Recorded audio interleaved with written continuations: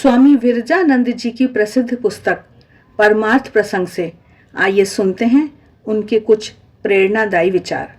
महाराज कह रहे हैं, हम प्रार्थना मुंह से ही करते हैं, अंतःकरण से नहीं, इसीलिए कुछ फल नहीं होता। आंतरिक होने पर वह प्रार्थना फलीभूत होगी ही।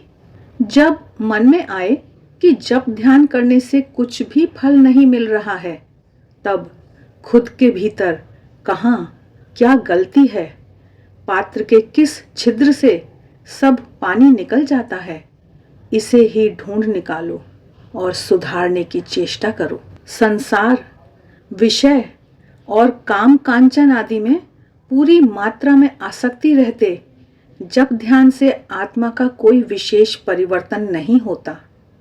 पर ऐसा सोचकर जप ध्यान करना छोड़ ही नहीं देना चाहिए। समय आने पर फल मिलेगा ही। क्रमशः विषय सुख असार और अलोने लगने लगेंगे और भगवान की ओर आकर्षण तथा प्रेम बढ़ने लगेगा। उन्हीं में आनंद मिलेगा। महाराज समझा रहे हैं कि हम ऊपर ऊपर मुंह से ही मुक्ति चाहते हैं, सचमुच में नहीं। भगवान यदि आकर कहें, यह ले तुझे मुक्ति देता हूं, तब हमें डर लगेगा। कहेंगे, नहीं नहीं, अभी मुक्ति की जरूरत नहीं है। अभी मुक्ति मिल जाने से इनकी हालत क्या होगी, मर जाऊं तब मुक्ति देना। लकड़हारे का किस्सा याद है ना? बोझ के भार से थककर उसने यमराज के पास प्रार्थना की, और नहीं बनता प्रभु, मुझे मुक्ति दो। जब यमराज ने आकर उसे ले जाना चाहा, तब वह कहने लगा, ऐसा नहीं प्रभु, इस लकड़ी के बोझे को उठा देने के लिए तुम्हें पुकारा था। बद्ध जीवों की दशा भी ऐसी ही है। वे यहाँ के दुखों से ही मुक्ति चाहते हैं, असली मोक्ष नहीं।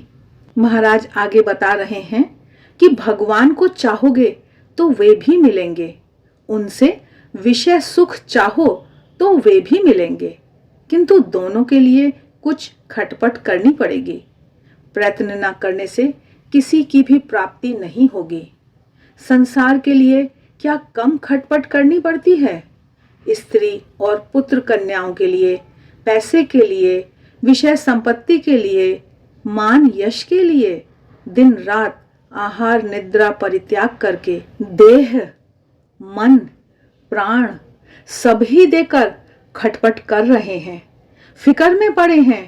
एक क्षण भर के लिए विश्राम नहीं, कोई रियायत नहीं। फिर भी जो चाहते हैं वह मिलता नहीं और न आशा आकांक्षा मिटती है।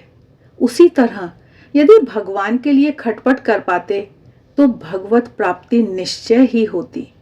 मणि कांचन फेंककर हम कांच में भूल रहे हैं, बार बार धक्के और ठोकरें खा रहे हैं, फिर भी अक्ल ठिकाने नहीं आती। ऐसी ही महामाया की माया है। भगवत प्राप्ति जैसी कठिन है वैसी ही सरल भी है। केवल मन की गति के झुकाव को फिरा देना आवश्यक है, पर यह वही कर सकता है जिस पर मां की कृपा हो। आशा है आज प्रस्तुत किए गए महाराज के इन विचारों पर हम चिंतन व मनन अवश्य करेंगे। मिलते हैं फिर, तब तक देखते रहिए देवाक्षर। वीडियो अच्छे लगते हैं तो लाइक का बटन जरूर दबाएं, कमेंट बॉक्स में कमेंट करके बताएं। इससे हमारा भी उत्साह बढ़ता है और हमें और भी अच्छे वीडियो बनाने की प्रेरणा मिलती है। आप सभी का बहुत बहुत धन्यवाद।